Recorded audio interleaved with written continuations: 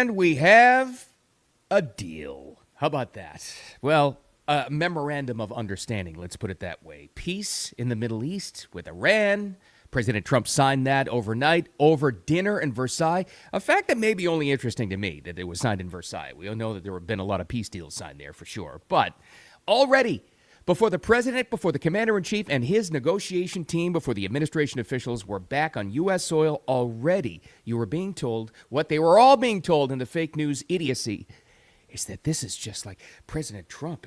He criticized Obama for paying Iran. He's doing the same thing. Don't you fall for it. Don't you fall for the fake news idiots trying to disparage this thing, because this is a big deal indeed. And you know what makes a difference? Point number one is that he, and you'll hear here in the clip, and if they break the deal in 60 days, we'll go back to bombing them. He literally said that, as you're going to hear this here.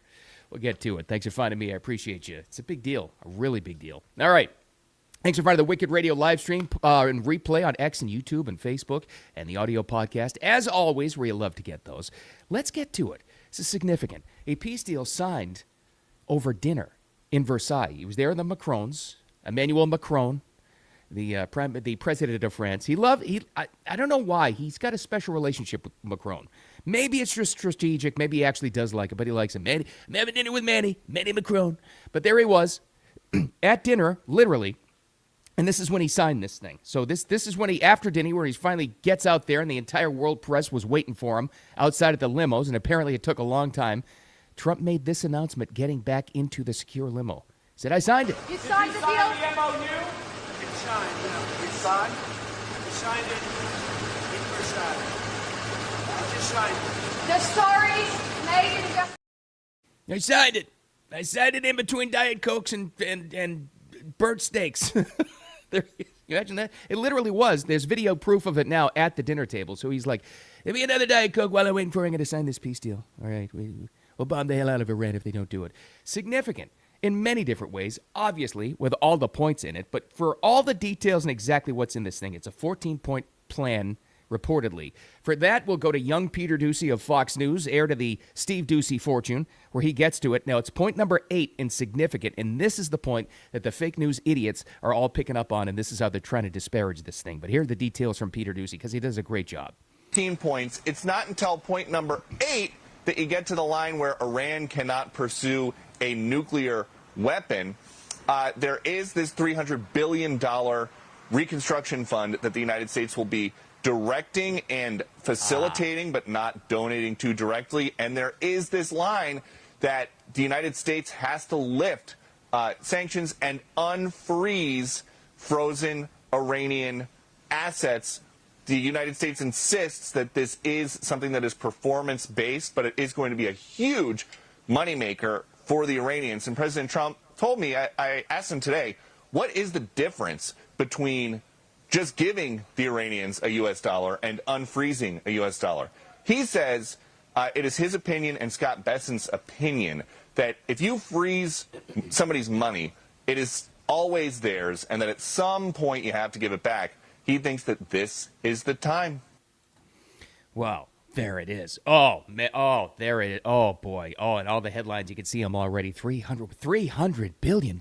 Wait a second now. Let's dig back in the archives, and all the news directors and all the heads of corporate news entities are trying to tell you, let's dig up all the quotes where Trump criticized Obama for giving Iran cash. Do that. And now in this infrastructure deal where we're invested forever and we're opening up sanctions, so you know what they create in the headline machine. You know what that Trump gets fleeced in Iran deal. It's happening already. You're already seeing it. Don't you fall for it. Don't you let any other idiots in your life fall for it, because that's not the deal. The best clarification of this actually happened before Trump signed the deal. He was over there in Europe for the G7, and he actually said this. Here's the difference. Here's the true difference. This is all you need to know and all your ammunition you need when you want to explain the difference between Obama actually paying them cash for terror plan, actually bribing them, please don't create any more terror. And of course they didn't listen to that. And what we just signed. What Obama did was he did the JCPOA. He loaded up a plane with $1.7 billion in green cash from banks all over Washington, Maryland, and Virginia. They were stripped of all their cash. They had no cash to do payrolls. It all went into a Boeing 757, a wonderful plane, and they flew it to Iran, and they gave it out to people. They bribed people. They thought they were going to get it done. Then they gave. I will never forget.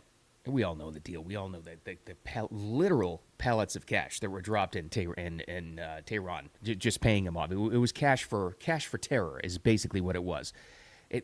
Maybe one of the weakest points of American standing in world history, where we actually did this. And I'll never forget that, sitting in the studio one morning when that news broke, and I'm looking at it going, this can't be right. They must be getting, this was years ago now. This can't be correct. They must get the facts wrong. We didn't just actually give them over $1 billion in cash, just to give them, and then do it again, just to try to appease Iran. Did that really happen? No, it happened for sure. And now to make the comparison between that and an investment in Iran over a peace deal where they're going to get rid of all the enriched uranium. Now, they can't do it. Part of this deal is we're going to be doing it. So that's part of the fake news headline as well. Well, American forces will stay in Iran forever, getting rid of the enriched uranium. Nobody else can do it. We can. With an investment, here's the main difference between this, what we're putting in Iran as part of this deal, and what Obama did to try to appease them. Basically, we were held hostage by them. And we know Iran has a history of that. This is an investment in Iran. But we're opening up sanctions. That means leverage. We have leverage over a terroristic regime forever. And by the way, go back to all of the cash payments to Iran. That didn't benefit the people there. That didn't benefit the people who were held hostage, like we were, by this regime of terrorists. We have them under our thumb now. And anybody that doesn't understand what this means for our kids and future generations doesn't know what the hell they're talking about. But what happens if they don't? What happens if they don't play along? What happens? Here's another great part of this deal. I've never heard a president actually come out and say this. None of us have. Pick your favorite hardcore Republican presidents. Let's pick Reagan, okay? We don't have that many clips from like Teddy Roosevelt, but he would have said something similar to this. But even Reagan wouldn't have said, we're gonna bomb the hell out of them again. Trump literally just said that. What happens if they, in 60 days, let's give it a 60-day timeline, what happens if they're not holding up their end of the bargain? Are we going to withhold the cash? No. We're going to bomb the hell out of them, and Trump literally just said that. Final, or are you still? No, it's not final. It's a memorandum of understanding. And if I don't like it, we'll go back to shooting at them, dropping bombs on their When head. do you expect the word? If I don't like it, if they don't behave, we'll go right back to dropping bombs right smack in the middle of their head. Okay? There's only one thing that would have made it more impactful to say we're going to go back to like shooting or dropping bombs on them. Trump throws in there twice, right in their head. There's nothing else like it. This is the element of him that the inside the Beltway Washington nerds and all these think tank operatives that they have running all the news networks now never completely understood. They never understood the fact that the most effective U.S. foreign policy presidents we've ever had weren't the ones that appeased the bad guys, that bowed to them. Literally, Obama did that. He bowed to them.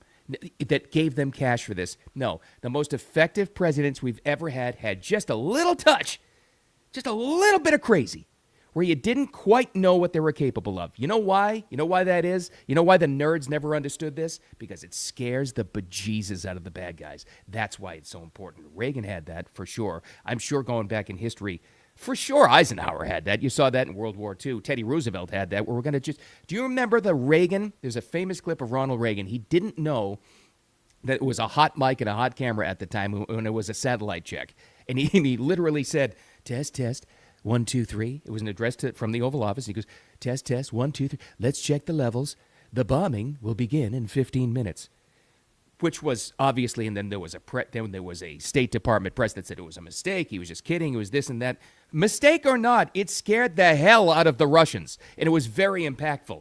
President Trump saying, and if they break the deal in 60 days, we'll go back to dropping bombs right on top of their heads. That's effective.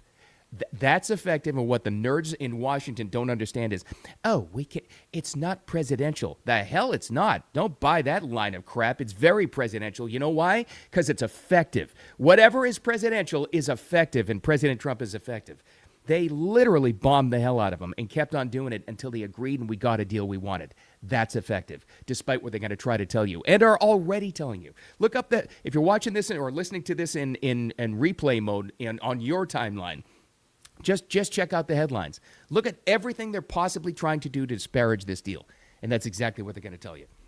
Now, one of the remaining questions, one of the pieces of the aftermath in this whole thing with the 14-point plan is, how about the Strait?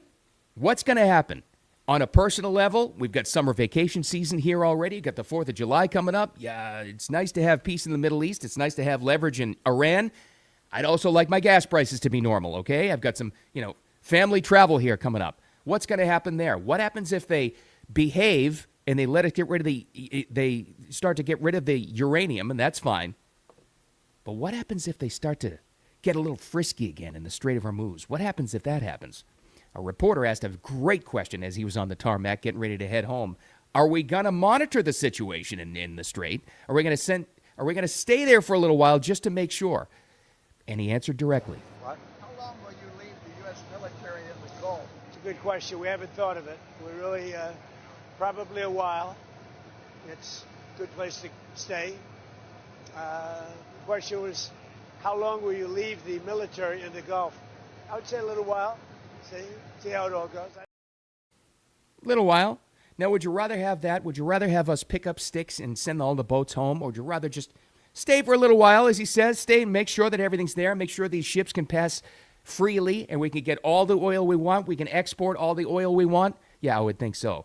But you know how they're going to turn that into? A military presence. It's a military takeover, U.S. military involved. Here you go. You're going to start to see the term foots on the ground, boots on the ground even. Don't buy it. This is more than that. It is an historic deal. It does matter that it was signed in Versailles. I don't know. We go back to this for a second. Maybe, I don't know. It's just, if you're a student of history, or at least at some point in time, you've heard about all the other deals that have signed in Versailles. We know the Treaty of Versailles. Yes, famous in the history books. First treaty there signed in 1756 between France and Austria. The Peace of Paris, the Treaty of Versailles, 1783. That was between Britain, France, and Spain. And then you had the proclamation of the German Empire in 1871. A lot of important things happened in Versailles. Differences with Trump. He literally signed the peace agreement with Iran over a couple of Diet Cokes. Bottom line is, he got it done. And let's see what happens from here. And there may be some skirmishes back and forth. There may be some breaks in this thing, the whole thing. You know how it is. I'm just here to tell you, don't listen to the fake news idiots who are trying everything they possibly can to disparage this thing. Because where would they be? Where is their credibility even lower if they actually had to say that this is a good deal for America and American citizens, and this is a massive win for President Trump for generations?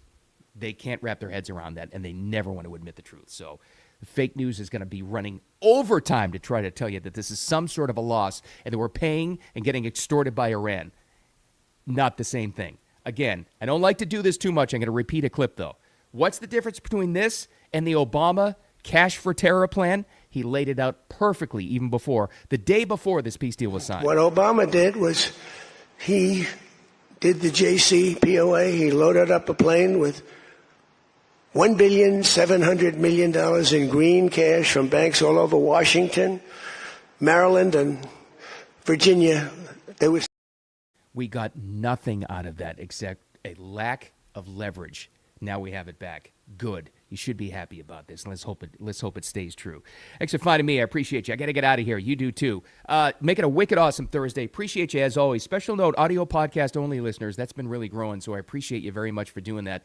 It's on all the major platforms if they ask you to like it or download or share. Thank you for doing that. But the live stream and replay, 8 a.m. Eastern Time on X and YouTube and Facebook. Make it a wicked awesome day. Again, don't let the fake news idiots and the idiots that listen to fake news tell you that this is some kind of a bad deal. We won. Talk to you tomorrow.